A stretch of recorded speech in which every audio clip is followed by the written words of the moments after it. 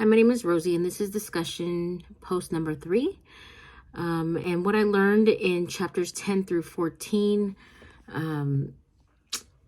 were the methodologies used in research, such as questionnaires, interviews, schedules, and scales. And when beginning to construct research, we need to remember to avoid measurement error when using quantitative measurements, and also to look for measurements that have already been successful in a research study. So, and when asking questions, we want to avoid using unclear questions, double-barreled questions, finding competent respondents when looking to do a study, or answering, having somebody answer a questionnaire. We want to make sure that we know our audience. So, I also learned about the research design and inference and causal inference. And inference is basically a logical conclusion from our own findings. And a causal inference is that logically implies that the independent variable had an impact on the dependent variable. So in the experimental design, it was really, I had to really research some stuff on that because I didn't really understand it in the book.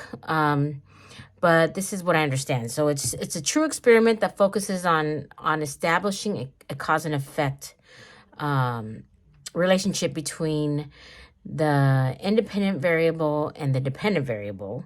But it doesn't apply to a random assignment. Instead, the subjects are assigned and to groups based on like non-random criteria.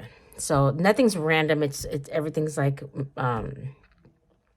assigned. So there's also a single case design that is usually used for intervention research, and the AB design is probably the easiest is what I've been reading, because it's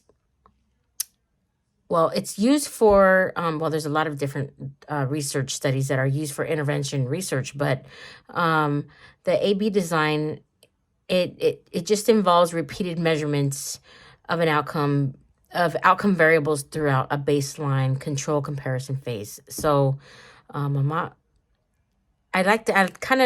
to do some YouTube research on all of that. It's a lot. So, but that's what I got so far. So thank you, and I hope everybody's having a good day.